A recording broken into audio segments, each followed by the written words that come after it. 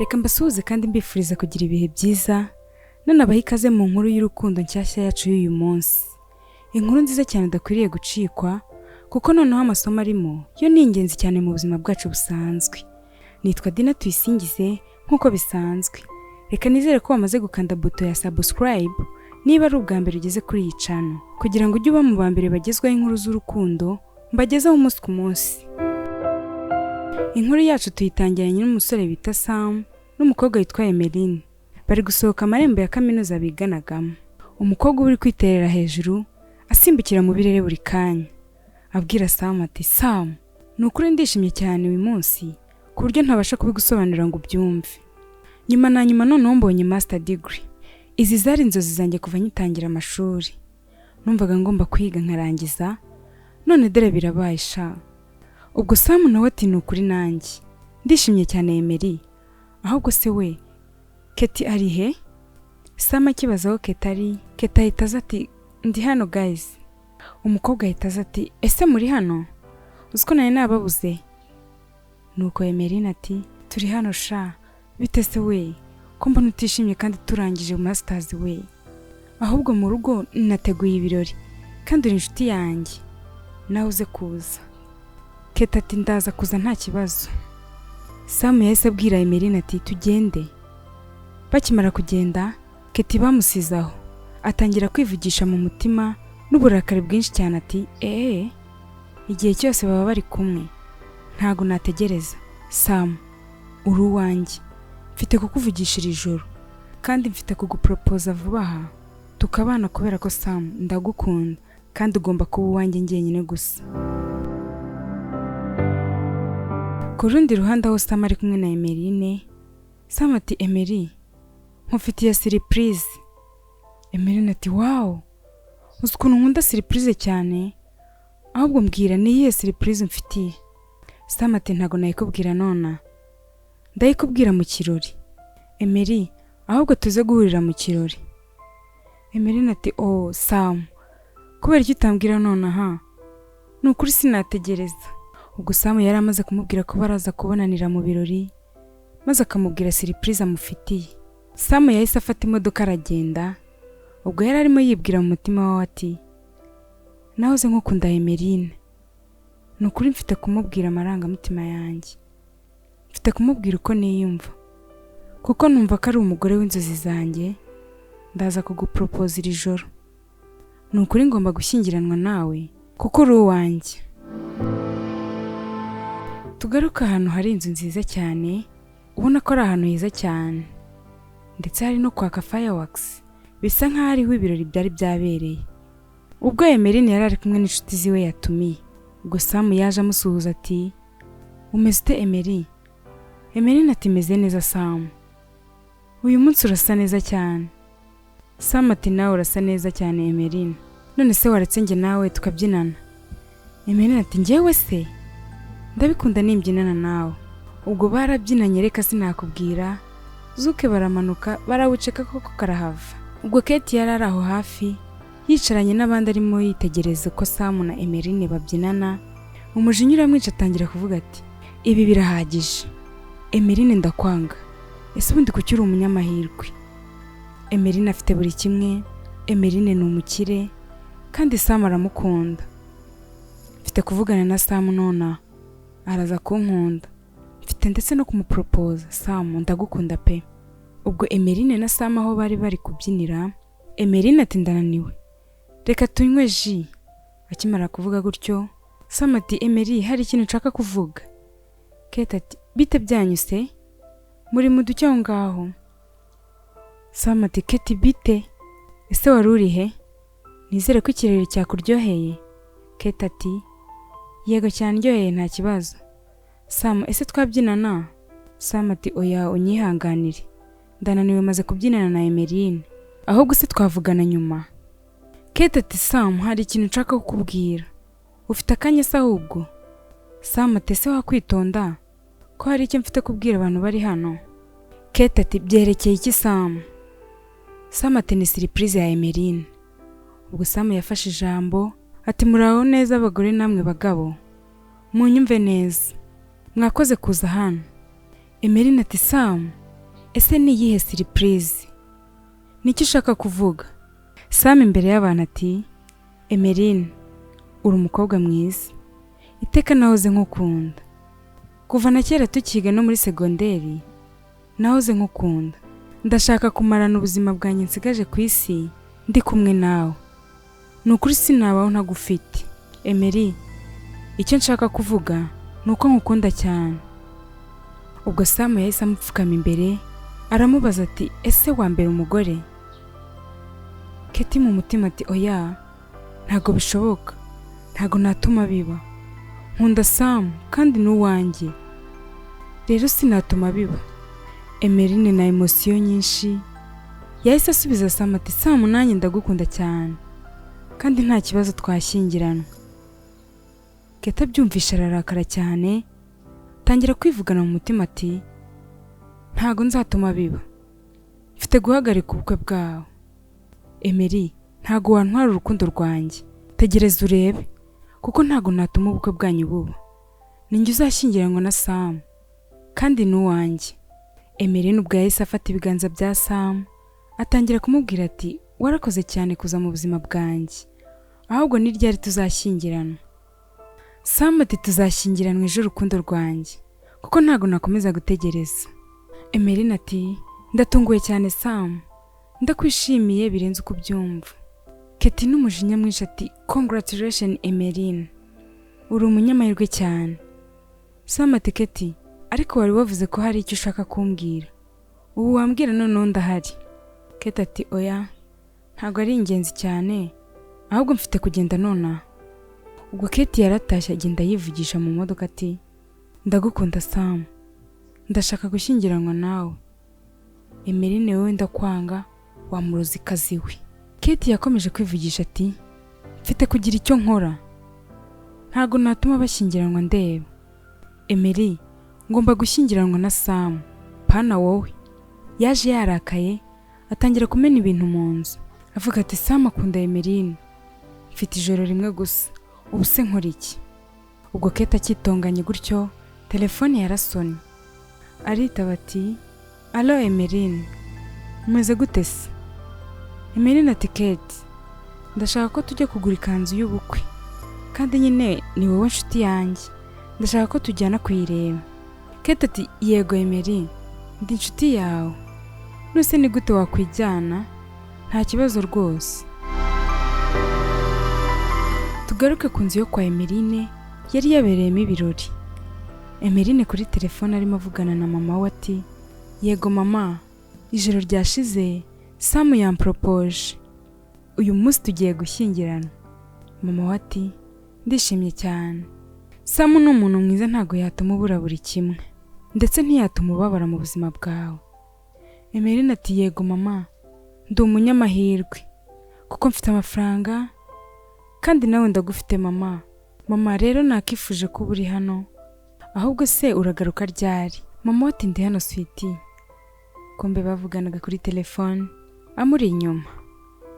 Emery yarishimye cyane ati mbega surprise mama, uhise uhagera? Mama wa Emery ati gute nasi ubukwe bwawe sweetie, uri byose kuri njye, uri imfura yanjye ukaba na bucura, none ni gute nasi ubukwe bwawe? Emery ubwo yabaje nyina ati mama, wari uri mu rugendo rwa business yo gushaka projet, ese waba wayibonye? Mama ati yego nayibonye.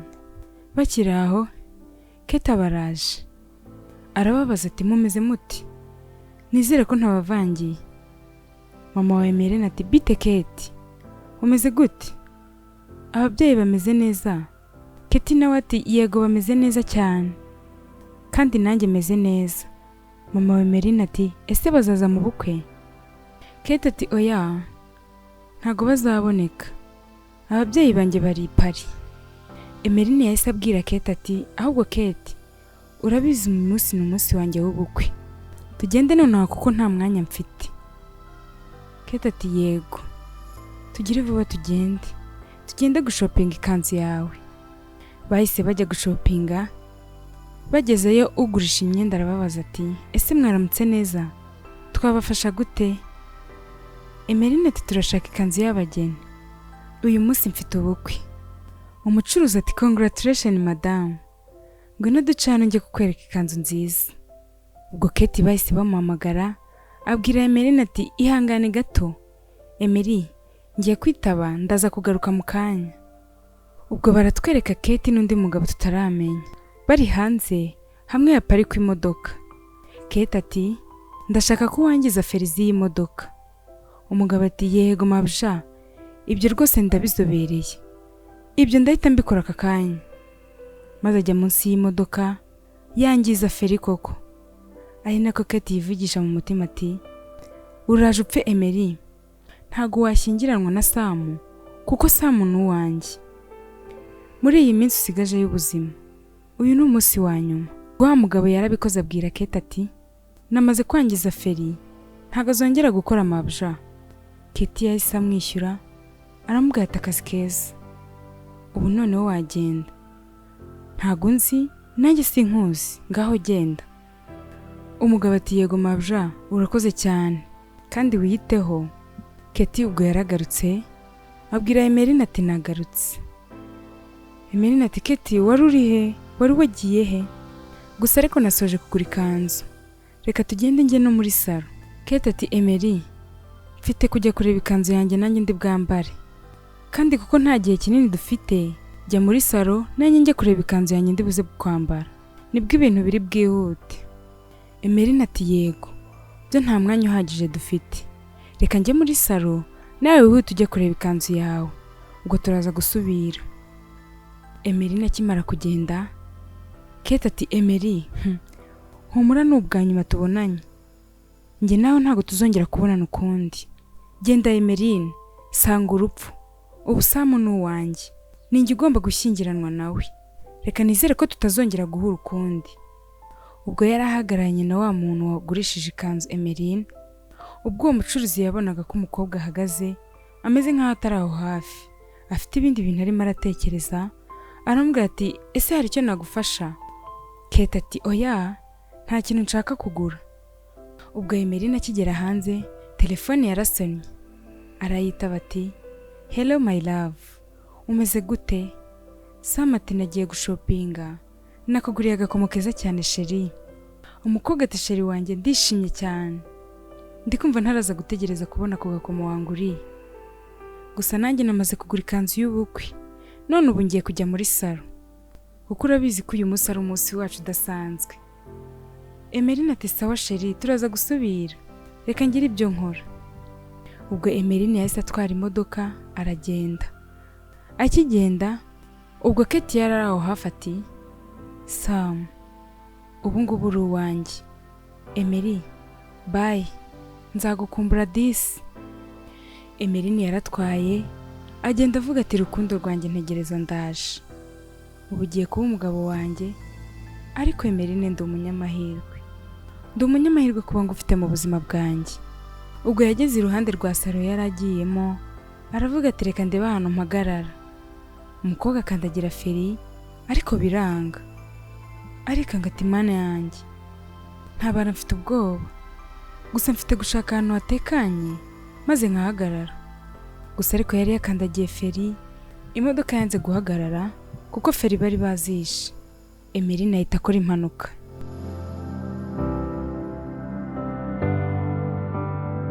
Tugarutse mu rugo kwa Emeline, mama wa Emeline ubwo yari ari muri salo yagiye kubona Sam. Sam ati muraho neza? Mama wa Emeline ati Sam, kuri hano, uraho neza? Urasa neza cyane, ufite kwishima uyu munsi kuko ugiye gushyingiranwa n'umukobwa wanjye. Sam ati yego, none se Emeline ari hehe? Mama ati naherutse agenda agiye kugura ikanzu ari kumwe na Kate, gusa ariko namuhamagaye mu kanya gato gashize ntiyanyitaba. Sam ati ngo iki? None se ko atajya yanga kwitaba telefone, byaba byagenze biti?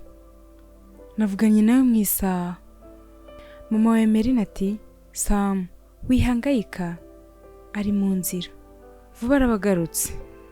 Ikindi kandi ntago wabonana n'umugeni imbere y'ubukwe. Ubwo Kate yahise aza kwa Emeline atungurwa no kuhabona Sam. Kate ati Sam bite? Urakora iki hano? ufite ubukwe uyu munsi, wakabaye uri mu bwambariro. Baraceceka baramwihorera, ahita ababaza ati se Sam, byagenze bite? Umeze neza? Mama Emeline yahise abaza Kate ati Kate, Emeline ari he? Ko mwari mwajyanye kugura ikanzu tukaba twamubuze no kuri telefone kandi tukaba tubona nawe uje wenyine, umukobwa wanjye ari? Kate ati twamaze kugura ikanzu ya Emeline, tubona nta gihe dufite kandi ubwo yari bujye muri salo, nanjye nkajya kuzana ikanzu yanjye ndi bwambare. Ubwo nibwo nahise mubwira nti kugira ngo ibintu bigende neza najye muri salo nanjye njye kureba ikanzu, ntago nzi ahantu ari pe. Sam ati none ari hehe? Mfite kumushaka. Mama wa Emeline ati Sam, ntago ufite guhangayika, araza kugaruka humura, ubwo ntago arava muri salo. Sam ati reka muhamagare basi numva ijwi rye, nibwo ndumva ntuje.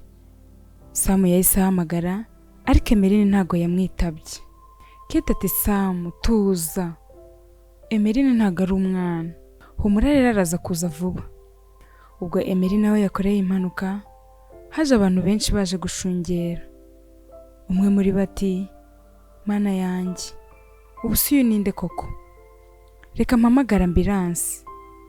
Uwo muntu yahise ahamagara ambulance ati alo, birihutirwa cyane, hano hari umukobwa ukoze impanuka kandi yatakaje amaraso menshi, dukeneye ambulance. Turi hano hafi y'Ubwiza salo iri ku muhanda. Sawa, murakoze cyane. Tugaruke mu rugo, bahangayitse cyane. Sam ati none se salo yaba yagiyemo irahagana he basi ngo njye kumureba, ndashaka kumubona.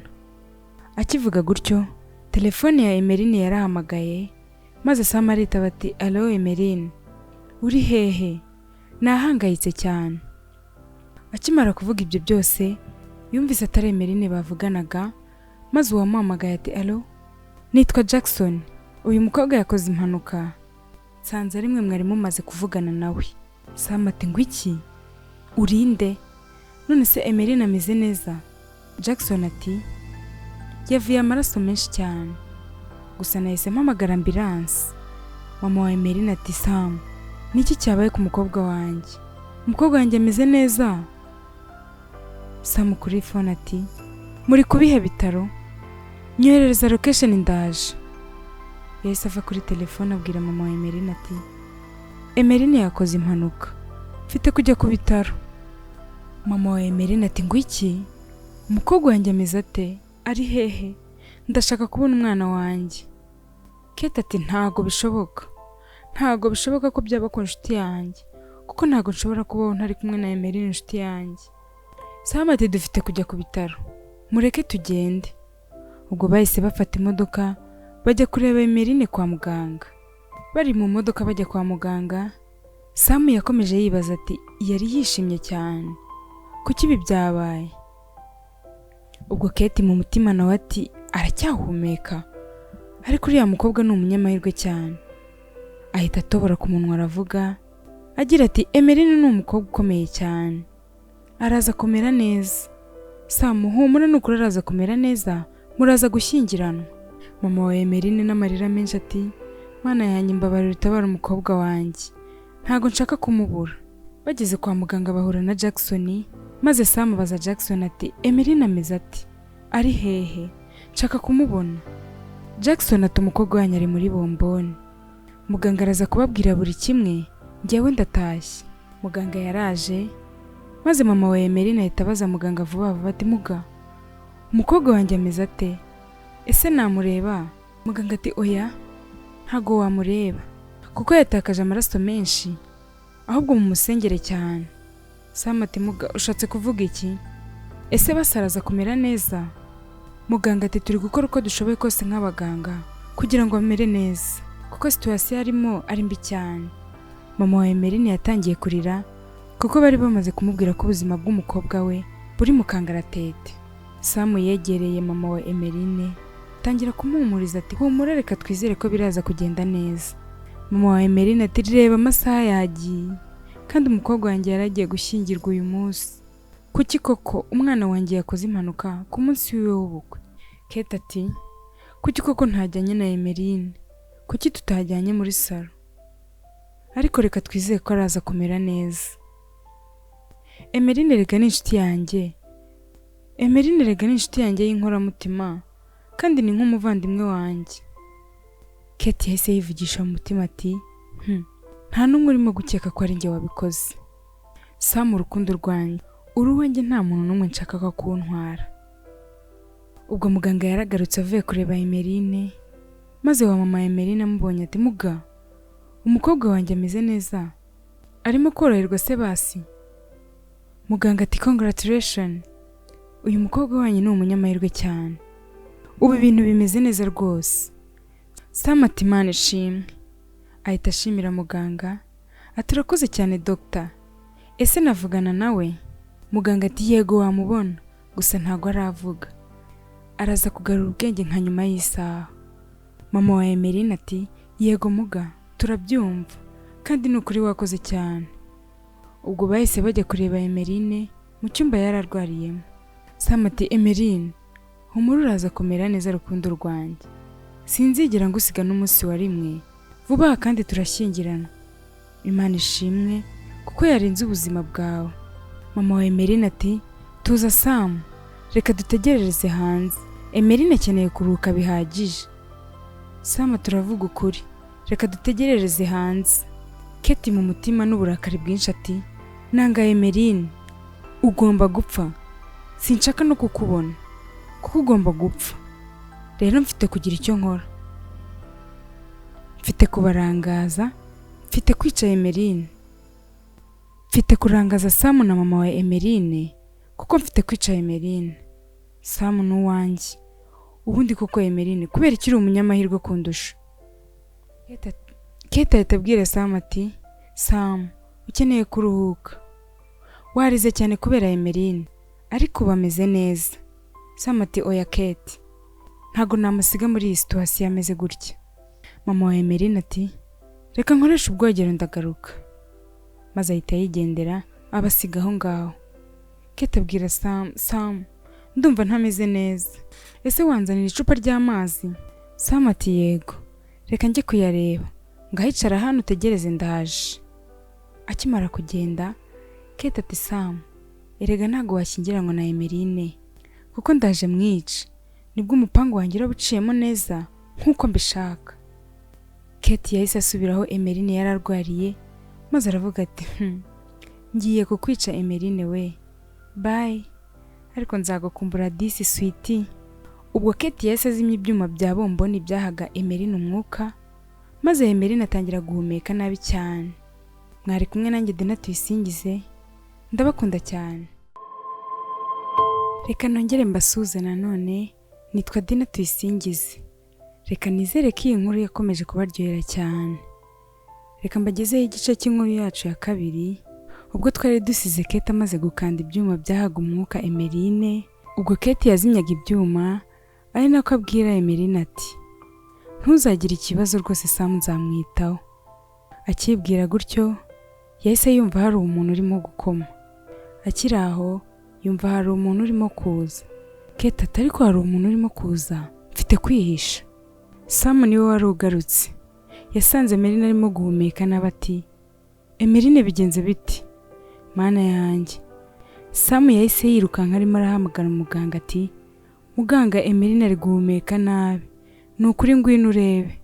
Akimara kugenda, Kate yavuye mu bwihisho ati reka nizere ko vuba uraza gupfa, reka nigendere.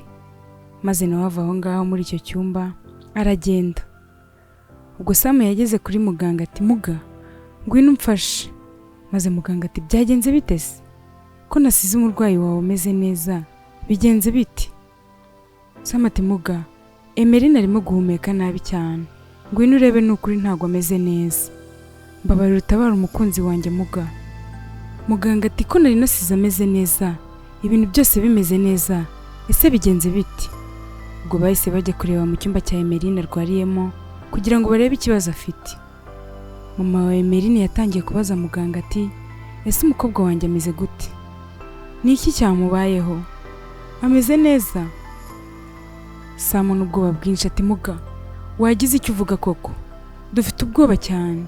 Emeline ameze ati bakiri aho Kate baraje. Muganga yababarije rimwe ati ese hari umuntu waba yinjiye hano? Sam ati ntawe muga.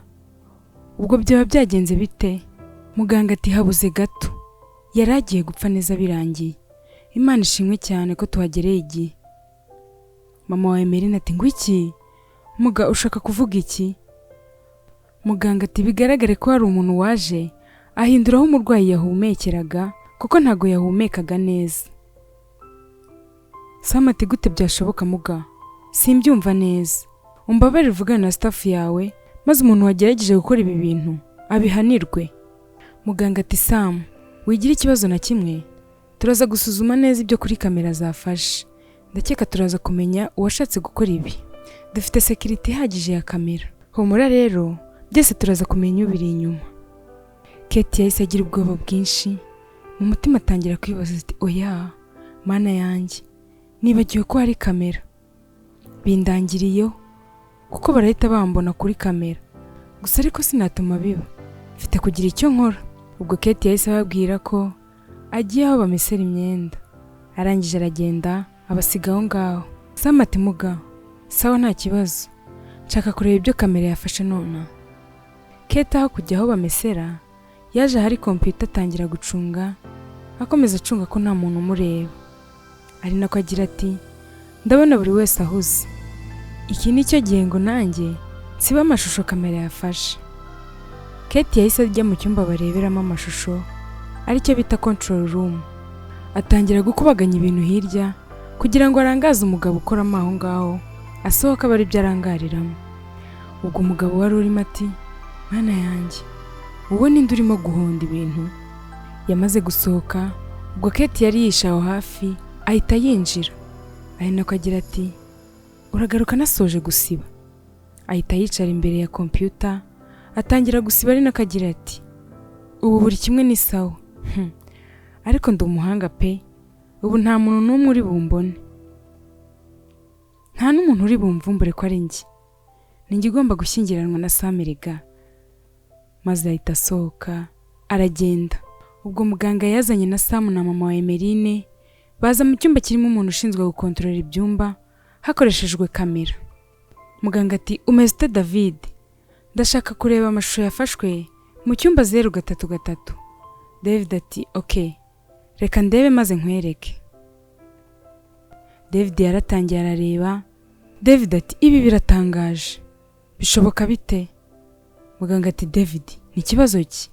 David ati amashusho yakabaye ahari ndabona yasibamwe kandi ibi ntibyigeze bibana mbere hose. Muganga ati ngwiki niki cyabaye uyu munsi koko? Kate abwira David ushinzwe kamera ati ntago uzi akazi kawe, ahubwo Sam twategerereza hanze kuko Emeline ubu ngubu yorohewe, araza gukira neza vuba sibyo muga? Muganga ati yega araza gukira vuba cyane, nta mpamvu yo guhangayika rwose. Kate ati ndatekereza nta wajya mu mashini ngo ahindure ibyo kamera zafashe by'abarwayi, cyangwa iyo mashini niba ishaje mugura indi nshyashya. Ubwo bahise bajya kwicara hanze.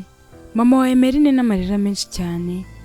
Kate ati wibabara mama Emeline, kuko Emeline ni umukobwa ukomeye cyane kandi vuba araza kumera neza, rero ufite gukomera.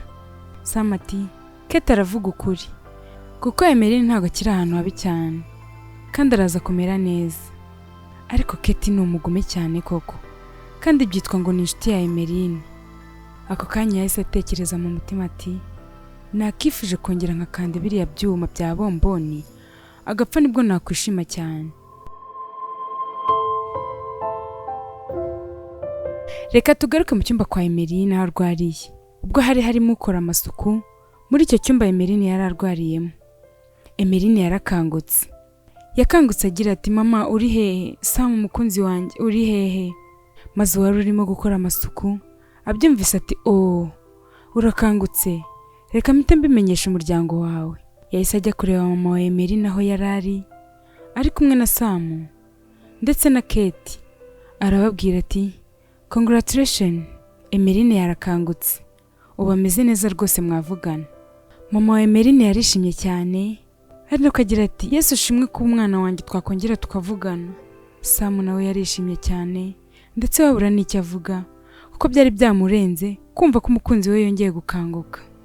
Kate yarababaye cyane mu mutima ati kubera iki uriya mukobwa ari umunyamahirwe koko, kuki ari umunyamahirwe bigeze ahangaha. Nagerageje kumwica ariko byanze, mfite guhindura umupango. Emeline ati Sam umukunzi wanjye mbabarire, gusa ubu ngubu umeze neza cyane. Mama ati nta mpamvu yo gusaba imbabazi kuko byari impanuka, twese turabizi neza, ahubwo turashima Imana ko umeze neza. Sam ati navuganye na muganga atubwira ko umeze neza, baraza kukurekura tugataha. Emeline ati Sam urukundo rwanjye sinabaho ntagufite, n'ubundi vuba turaza gushyingirana. Sam ati banza uruhuke iminsi mike, turaza gutangira dusubukura ubukwe bwacu, ahubwo ndagutegereje ngo ukire vuba. Kate mu mutima ati ndabona Sam ubukwe arimo gushaka kubwihutisha, bivuze ko mfite iminsi mike cyane, ariko sinatuma biba. Ntago ngomba kubaho ntishimye njye ubwanjye mpari. Emeline wowe tuza utegereze urebe, ibyishimo byawe ndaje mbirimbure. Kate amaze gutekereza ibyo byose mu mutima, yahise yegera Emeline aramubwira ati Emeline nshuti yanjye, narize cyane kubera wowe, ufite gukira vuba, kandi humura nzaba ngutegereje ku bukwe bwawe, rwose buzagenda neza. Emeline disi n'umutima mwiza kuko atarazi ko ibimubaho byose uwo arimo kwita inshuti ye y'amagara ari yibiri inyuma. Maze aramubwira ati Kate chérie, ndi umunyamahirwe n'ukuri kuba ngufite nk'inshuti yanjye. Mu buzima bwanjye uri inshuti nziza, n'ukuri ni wowe inshuti yanjye ya nyayo pe. Sam ati mureke tugende, ndananiwe cyane. Emery reka tugende. Ubwo bahise bafata imodoka barataha bajya mu rugo kwa Emeline. Mama wa Emeline ati Sam, ese mwakwicara nkakora agakawa tukanywa? Sam ati oya nta kibazo, ahubwo reka ngende, ushobora kuba unaniwe cyane kandi Emeline nawe akeneye kuruhuka bihagije. Emeline mu kajwi keza kandi gatuje ababwiye Sam ati Sam mukunzi nahejo kandi wiyiteho cyane, ndagukunda. Sam nawe ati ndagukunda cyane mukobwa mwiza, kandi nawe ukomeze wiyiteho. Kate uko bakomeza kuvuga amagambo nk'ayo mu maso ye, umubabaro ukiyongera cyane kurushaho. Maze ababwiye Sam ati Sam wantwara ukangiza mu rugo se niba ntacyo bitwaye? Sam ati yego Kate, ntacyo bitwaye, ahubwo tugende. Kate yahise asezera kuri Emeline ati Emery bye kandi wiyiteho, Imana ikomeze kubana nawe chérie. Sam yahise atwara Kate mu modoka kugira ngo amuhe ka lift amugeze mu rugo. Maze bari mu modoka Kate ati Sam Emeline ni umunyamahirwe kubera ko agufite. Sam nawe yungama ati ndi umunyamahirwe kuko ankunda cyane. Kate ati ahubwo uramukunda cyane ariko ntago aba kwitayeho. Sam ati oya ahubwo uburyo nyitaho cyane bibe byandenze kuko ni uwa mbere, nta n'undi wamukurikira cyangwa ngo amusimbure. Kate ati oh nibyo se, njye si uko mbibona. Sam ati none si kubera icyo urimo kuvuga gutyo, kuki uri kuvuga amagambo nk'ayo? Emeline hari ikintu kibi yaba yavuze? Kate ati oya, ahubwo nuko ntekereza ko adashaka gushyingiranwa nawe, urabizi ko ndi inshuti ye y'amagara, ndamuzi neza cyane. Sam ati si uko bimeze Kate, wibeshye cyane kuko Emeline arankunda cyane ndabizi, ahubwo ushobora kuba wataye umutwe, ibyo uvuga ni ukubera intekerezo zawe nyinshi. Kate akomeza kubona ko Sam atava ku izima, mu mutima ati mfite guhindura umupango, ntashaka ko mbateranya, maze akamutakariza icyizere. Sam ati Kate ndabizi neza ko uri inshuti magara ya Emeline, ndetse yanakumbwiyeho byinshi ko muri inshuti cyane. Kate ati yego ni inshuti yanjye cyane, kandi nyine ubwo nawe urabyumvira inshuti yanjye. Sam ni ukuri uri umugabo mwiza kandi uri bogari Sam. Sam ati urakoze cyane Kate, uri inshuti nziza, nabibonye kare ubwo wariraga kubera Emeline. Ubwo bageze mu rugo kwa Kate avamo maze arataha.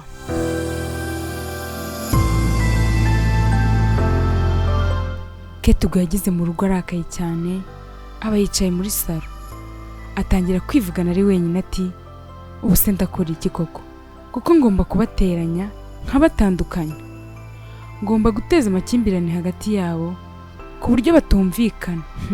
Sam na Emeline, erega mugomba gutandukana kuko Sam ni uwanjye, ahubwo mfite iminsi mike cyane, ngomba kugira icyo nkora. Akivugisha ibyo baramuhamagaye maze aritaba ati yego, ninde uhamagaye ko ntakumenye? Uwamuhamagaye aramusubiza ati Kate, ni Roger. Iminsi myinshi Kate. Kate ati Roger, wari umeze ute? Roger nawe ati igihe gishize nari meze neza cyane, navuye muri New York. None se Emeline ameze ate? Kate ati waje se? Sha Emeline ameze neza cyane, yambwiye byinshi kuri wowe. Mu mutima yahise yibwira ati Roger akunda Emeline, mfite igitekerezo kandi cyiza cyane. Maze ahita abwira Roger ati ndashaka kuvugana nawe Roger, ahubwo twahuriye uyu munsi, nukuri hashize igihe kinini, reka uyu munsi duhure Roger, sibyo? Erega duherukana kera cyane, none se ufite akanya ngo duhite tubonana? Roger ati aka kanya ndi muri gym, turabonana nka nyuma y'amasaha 2. Kate ati sawa, ndaje nguha amerekezo y'aho ndi. Akiva kuri telefone yahise yishima cyane ati ngize igitekerezo cyiza, Roger araza kumfasha muri ibi byose, ngiye kwica inyoni ebyiri n'ibuye rimwe. Emeline nakuziye, noneho wowe ntegereza gusa, ubundi uzambwira. Ubwo igihe cyaragiye maze Kate ajya guhura na Roger. Bahuriye muri resitora, barasuzanije koko nk'abantu bari bakumburanye, batuma n'icyo kunywa, bari bishimye cyane koko. Roger yabajije Kate ati igihe kinini kabisa, none se wari umeze neza? Kate ati iminsi myinshi cyane. Roger ahita amubaza amakuru ya Emeline ati Emeline ameze ate se? Ese ntarashaka? Kate ati Emeline ahubwo agiye gushyingirwa vuba aha na Sam. Uzi ukuntu Sam amukunda byasaze? Roger ati ariko Emeline ni umunyamahirwe koko. Kate ati siko mbitekereza, kuko ntabwo Emeline aba yishimye. Roger ati ngwiki, gute wabimenye se ubwo? Kate ati Emeline ni inshuti yanjye, ntabwo ashaka gushyingiranwa na Sam. Roger ati ngwiki, ntabwo bishoboka. None se hari umuntu urimo kumuhatiriza gushyingirwa? Nshaka kuvugana na Emeline. Kate ati ndabizi ukunda Emeline, byashoboka ko nawe agukunda cyane rwose. Roger ati arankunda se koko? Mana yanjye, ngomba kumutabara vuba. Kate ati ndatekereza ntago yishimye, ndaza kumuhamagara. Roger ati nta muntu n'umwe wamuhatiriza gushyingirwa, mbabarira umuhamagare, ndashaka guhura nawe. Kate ati tuza ngiye kumusura, ndaza kuguhamagara mu nyuma. Roger ati urakoze cyane Kate, nukuri uri inshuti nziza cyane. Ubwo Kate yahise ajya kwa Emeline kumureba iwabo mu rugo. Bicaye muri salo barimo baganira, Kate abwira Emeline ati Emeline, nashakaga kukubona nukuri, kuko nari nguhangayikiye, nari nje kureba uko umeze. Emeline ati Imana ishimwe ubwo uje hano, kuko numvaga mfite n'irungu cyane. Kate ati Emeline, uzi ko nahuye na Roger, ari hano mu mujyi. Emeline ati ngwiki, arakora iki se kandi mu mujyi? Sinaherutse ajya muri Turukiya? Kate ati yagarutse, kandi aragukunda koko, arashaka ko muhura. Emeline ati ariko ni umusazi, njye sinshaka guhura nawe, kandi nkunda Sam urabizi Kate. Kate ati ndabizi, nabimubwiye inshuro nyinshi, ariko yanze kunyumva pe. Emeline ati none siko ngiye gushyingirwa mu minsi mike cyane, ubwo ashaka iki? Kate ati basi musure rimwe umusobanurire neza, bitabaye ibyo araza kwica ubukwe bwawe. Emeline n'umujinya mwinshi ati ariko yataye ubwenge, reka ndaza kuvugana nawe, kuko ntago yanyicira ubukwe, ntago namukunda, kuko nikundira Sam.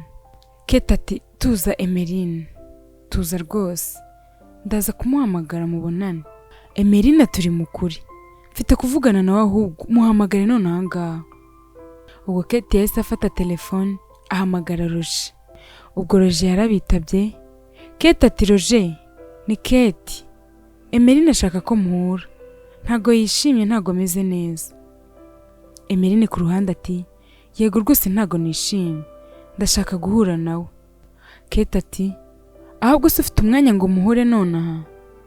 Roger ati yego mfite umwanya, twahura kuko ndamukunda cyane kandi ndanamukumbuye. Kate ati okay sawa, muraza kubonana vuba, bye. Kate akiva kuri telefone yahise abwira Emeline ati ubishaka naguherekeza nta kibazo. Emeline ati oya, ndashaka guhura nawe ndi njyenyine kuko nshaka kumubwira ko ntamukunda. Emeline yahise agenda maze Kate asigara arimo yivugisha ati ndaje mpite mbibwira Sam, reka nizere ko kuri iyi nshuro umupango wanjye uraza kugenda neza, ariko ndi umuhanga we. Kate yahise afata telefone ye ahamagara Sam ati Sam nshuti yanjye urimo gukora iki se? Sam ati ntacyo, narindi kureba televiziyo mu rugo. Kate ati nabonye Emeline kuri restaurant agiye guhura n'undi muntu. Sam arikanga ati ngo iki? Ntago bishoboka, ibyo bintu ntago yabikora. Kate ati ngiye kuguhereza amerekezo yaho yagiye maze nawe wirebere n'amaso yawe. Sam ati sawa nta kibazo, ngaho nyerereza aho aherereye maze ngeyo. Kate ati sawa Sam kandi wiyiteho.